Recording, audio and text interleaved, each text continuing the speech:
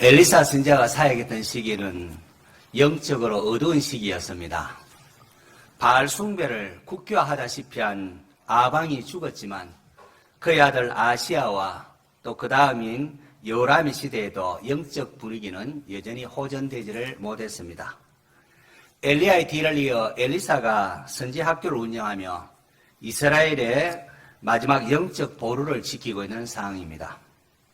그러나 이 일은 국가와 국민으로부터 아무런 관심이나 지원을 받지 못한 상태입니다.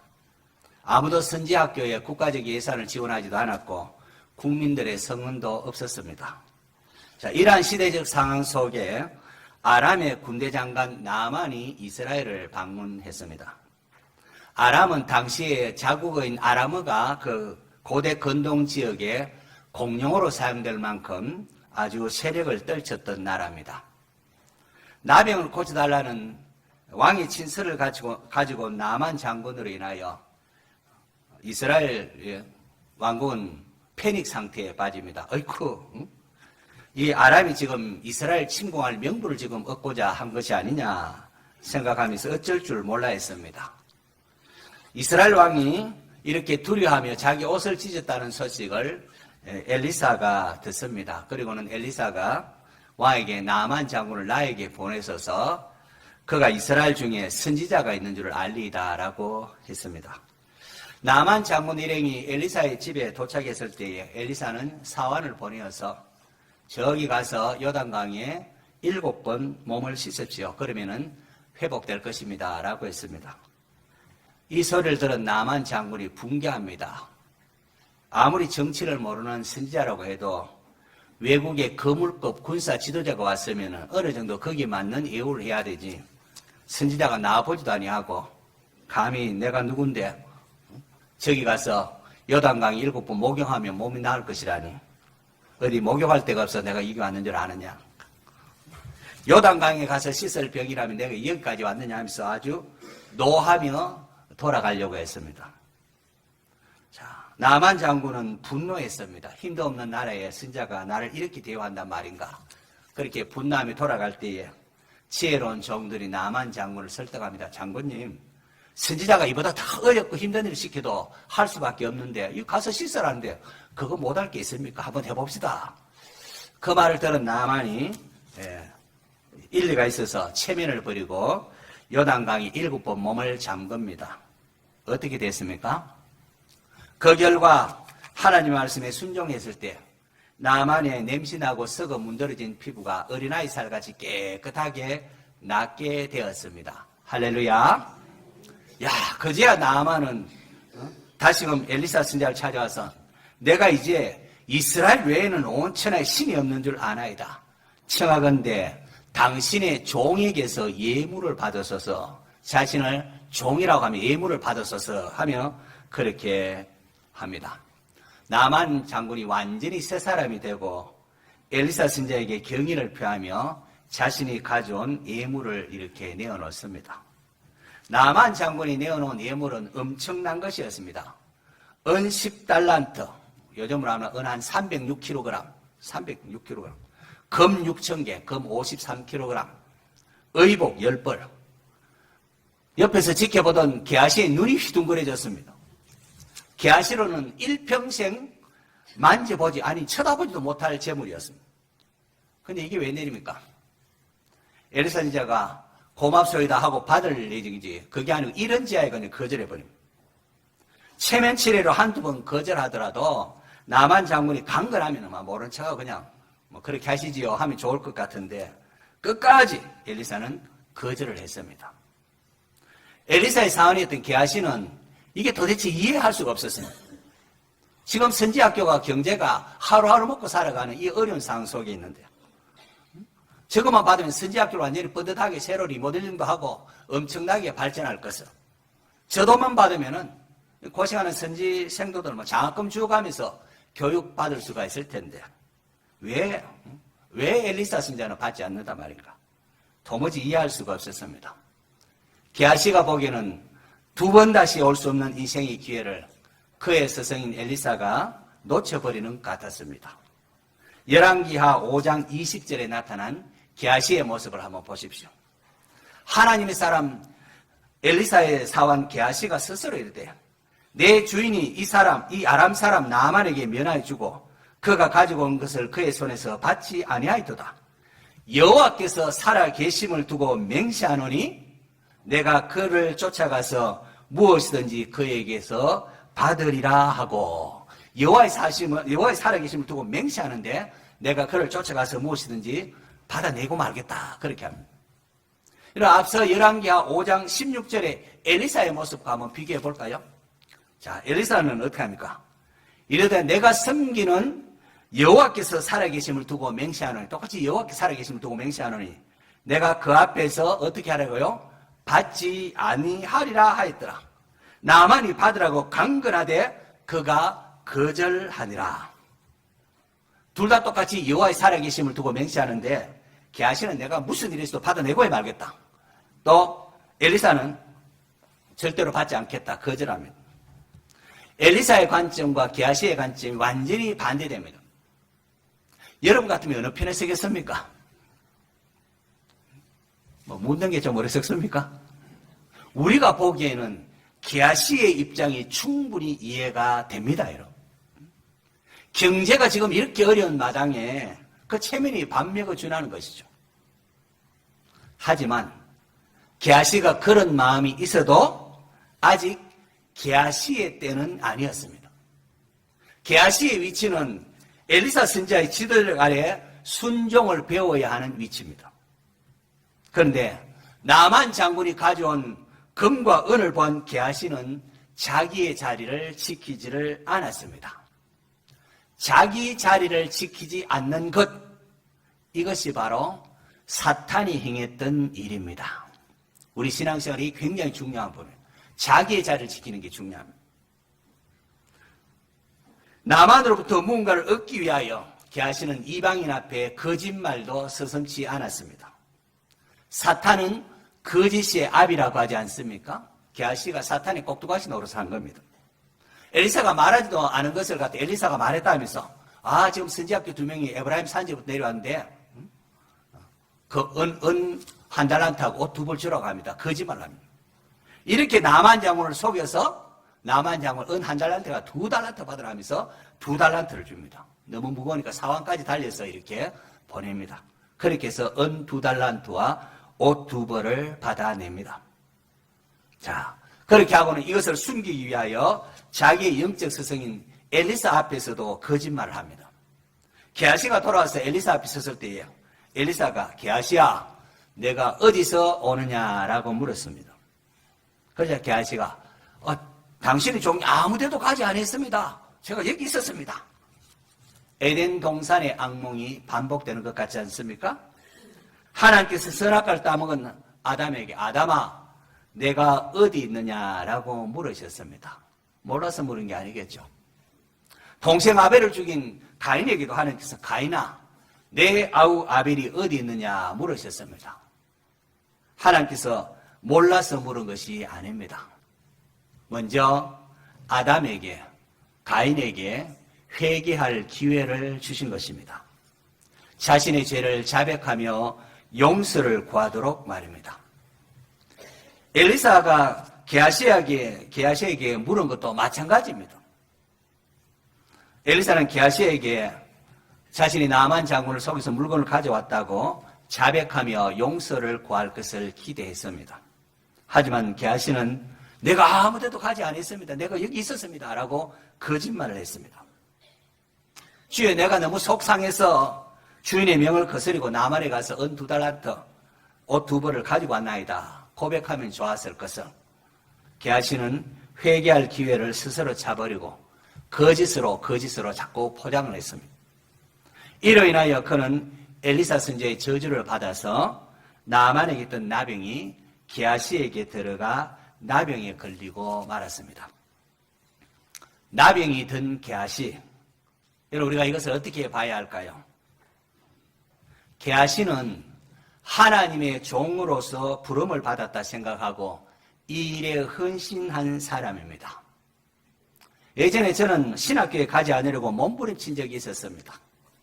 나중에 주님께서 시키면 하겠습니다. 자아를 부정한 후에 그 다음에 목회자를 바라보는 시선이 완전히 달라졌습니다. 예전에는 저 친구 대학교 떨어지더니 신학교 갔네 이렇게 무시했던 저의 교만을 회개했습니다. 이후로는 신학교 가서 목회길을 가는 모든 분들을 존중하게 존경하게 되었습니다. 세상의 많은 것을 포기하고 그 길을 택한 사람들이라고 말입니다. 게하시를 바라보는 저의 시선도 동일합니다.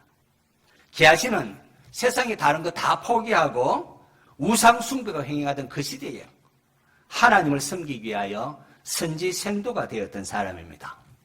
누구보다도 앞서서 엘리사를 섬겼기 때문에 엘리사의 최측근에서 이렇게 섬기는 자가 되지 않았습니까? 다른 사람에 대한 배려도 깊어서 엘리사를 도왔던 수렘 여인이 뭐가 필요한지를 알아보고 제 집에 아들이 필요합니다. 그렇게 엘리사 선지에게 알려주기도 했습니다. 그런데 이러한 게하시가 어찌하여 스승을 속이고 나만 장군으로부터 물질을 받아왔을까요? 야고보서 4장 8절 말씀이 제 가슴에 확 부딪혀 왔습니다. 하나님을 가까이 하라. 그리하면 너희를 가까이 하시리라. 죄인들아 손을 깨끗이 하라. 두 마음을 품은 자들아 마음을 성결하게 하라 라고 했습니다. 여러분 두 마음을 품는 것은 하나님의 사람으로 합당치 않습니다. 저는 종종 왜 하나님의 사람들에게 고속도로 같은 길을 쫙 가게 하실 것이지 왜 광야와 같은 훈련을 시키실까 궁금해한 적이 있었습니다. 제가 깨달은 것은 하나님의 사람으로 산다는 것은 세상 사람들이 사는 것과는 다르다는 것을 가르쳐주기 위함이었습니다. 자, 신명기 8장 2절 3절 스크린 한번 볼까요? 우리 같이 한번 읽겠습니다. 시작. 내 하나님 여호와께서 이 40년 동안에 내게 광야 길을 걷게 하신 것을 기억하라. 이는 너를 낮추시며 너를 시험하사 내 마음이 어떠한지 그 명령을 지키는지 지키지 않는지 알려 하심이라. 너를 낮추시며 너를 줄이게 하시며 또 너도 알지 못하며 내 조상들도 알지 못하던 만나를 내게 먹이신 것은 사람이 떡으로만 사는 것이 아니요 여호와의 입에서 나오는 모든 말씀으로 사는 줄을 내가 알게 하려 하심이니라. 아멘. 왜 이스라엘 백성들 참 그냥 블레셋 해변길을 그냥 바로 가면 뭐 일주일에 얼마 안 가면 갈 것인데 그렇게 둘러가게 했습니까? 이는 너를 낮추시며 너를 시험하사 네 마음이 어떠한지 그 명령을 지키는지 지키지 않는지 알려 하심이라. 우리는 스스로 속고 살 때가 많습니다. 그래서 우리 마음이 어떠한지 또 깨닫게 하시고 또 우리로 하여금 우리가 이렇게 참 우리의 재성에 우리가 약하구나. 너를 낮추시며 또 줄이게 하시며 또 그런 가운데 만나를 먹이신 것은 사람이 떡으로만 사는 것이 아니라 여호와의 입에서 나오는 모든 말씀으로 사는 줄을 내가 알게 하려 함이라고 했습니다. 하나님이 우리를 먹이시고 살린다는 것을 알게 하기 위함이라고 했습니다. 하나님의 사람으로 산다는 것은 하나님께서 내가 너의 기업이 되어주마 라는 것을 믿는 것입니다. 우리가 말씀대로 살 때에 하나님께서 책임을 져 주신다는 겁니다. 게하시는 이 점에서 실패했습니다. 선지생도로서 게하시가 눈여겨보아야 했던 것은 엘리사에게 임했던 성령의 능력. 엘리사가 지금 엘리야로부터 능력 받은 후에 모든 문제가 다 그냥 어려움 없이 해결되지 않습니까? 그 엘리사와 함께했던 성령의 능력을 주목해서 했습니다. 하지만 게하시의 관점은 나병을 치유하시는 성령의 역사하심이 아니었습니다. 그의 관심은 오히려 나만 장군이 이방인이 가져온 그 은 10달란트, 금 6,000개, 의복 10벌 여기에 그냥 혹했습니다. 그 결과 그는 하나님을 섬긴다고 하면서도 실제로는 돈을 더 의지하고 돈을 따라간 것입니다. 성도는 하나님과 돈을 겸하여 섬길 수 없다고 했습니다. 두 마음을 품은 자는 마음을 성결케 해야 했습니다. 쟁기를 잡고 뒤를 돌아봐는 자는 하나님 나라에 합당치 않다 했습니다. 우리가 하나님 믿는다고 하면서 이 세상 사람 다 이런데 하면서 자신의 모습을 합리화하고 있지는 않습니까? 엘리사의 마지막 외침이 무엇입니까? 지금이 어찌 은을 받으며 옷을 받으며 감남원이나 포도원이나 양이나 소나 남종의 이종을 받을 때냐? 지금이 어찌 거기에 지금 정신 팔 때냐 말하고 있습니다. 엘리사는 알았습니다. 이 암울한 시대적 상황에서 하나님의 백성 이스라엘의 영적 마지막 보루가 선지학교라는 것을 알았습니다. 엘리사가 활동하던 시대는 정치적 혼돈과 종교적 타락이 극심한 시대였습니다. 이 암울한 시대에 선지 생도가 무엇을 추구해야 하는지, 하나님의 백성은 무엇을 구해야 하는지 우리에게 말씀하고 있습니다. 오늘 우리가 사는 시대를 보십시오. 돈이면 다 통하는 시대야. 물질 만능주의, 경제지상주의가 팽배하지 않습니까? 그런데 우리마저, 우리 기독교인마저, 목회자마저 돈을 탐하고 성도들이 돈이면 다 된다는 생각을 가지면은 이 시대, 이 사회는 희망이 없습니다. 하나님께서 게하시에게 나병을 내리게 하시면 하나님의 백성인 우리 모두에게 정신 차리기를 원하신다는 겁니다. 사실 저는 게하시가 나병에 든 것을 보면서 엘리사 선지자가 해도 너무하다, 그런 마음을 지울 수가 없었습니다. 아무리 그래도 그렇지 선지 생도가 되어서 이렇게 섬기려고 온 사람을 나병을 만들다니 너무 심하지 않은가?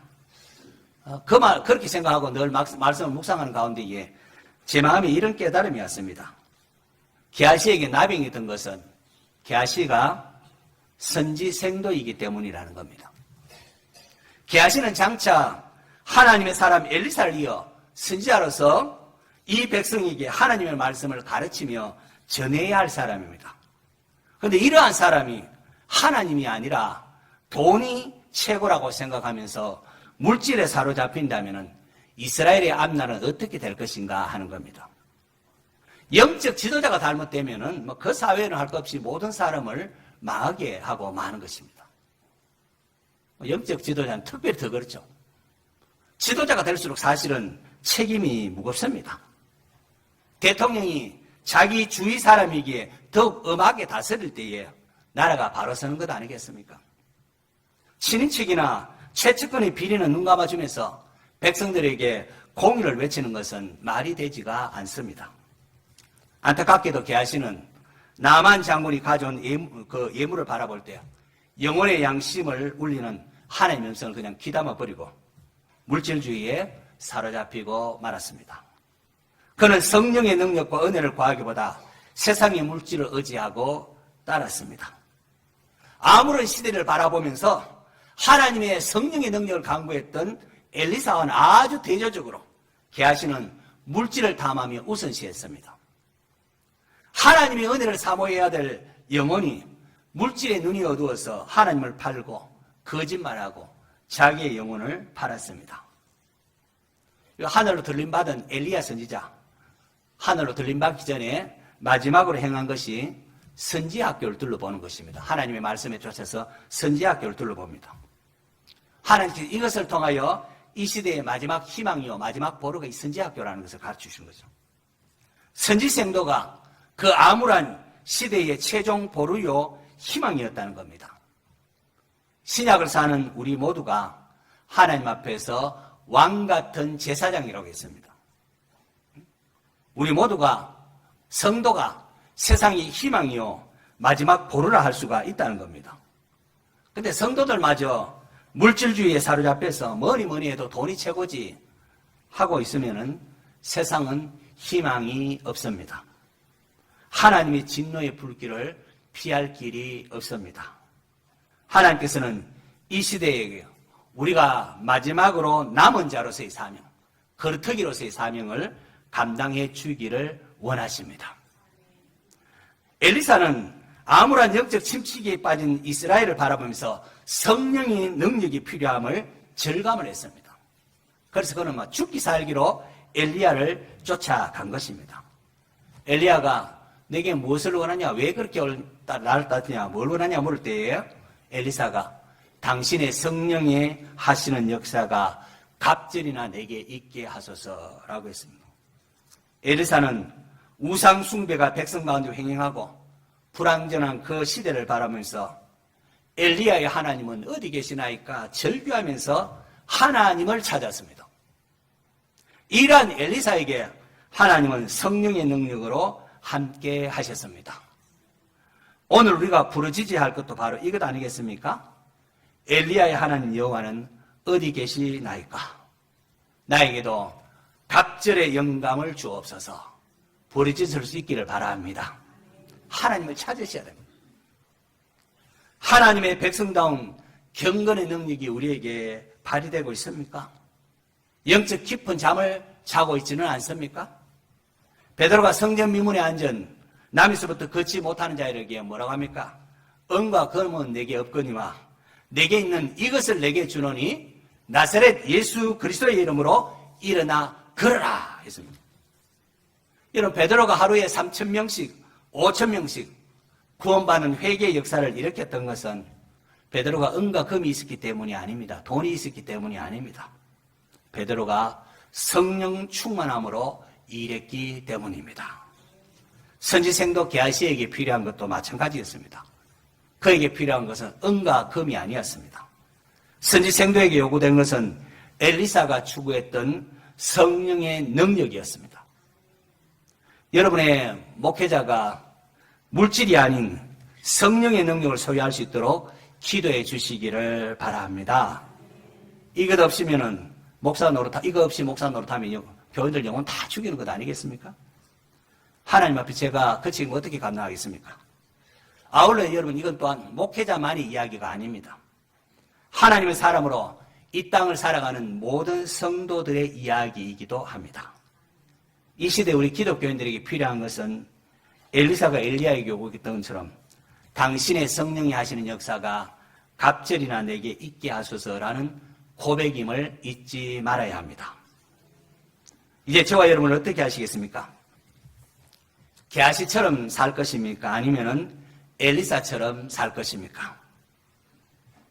지금이 어느 때인데 그렇게들 살아가고 있느냐? 성령의 음성을 가볍게 듣지 마시기를 바랍니다. 언제 우리에게 또다시 전쟁의 그런 참상의 소리가 될 수 없습니다. 알 수 없습니다. 지금이 어느 때인데요.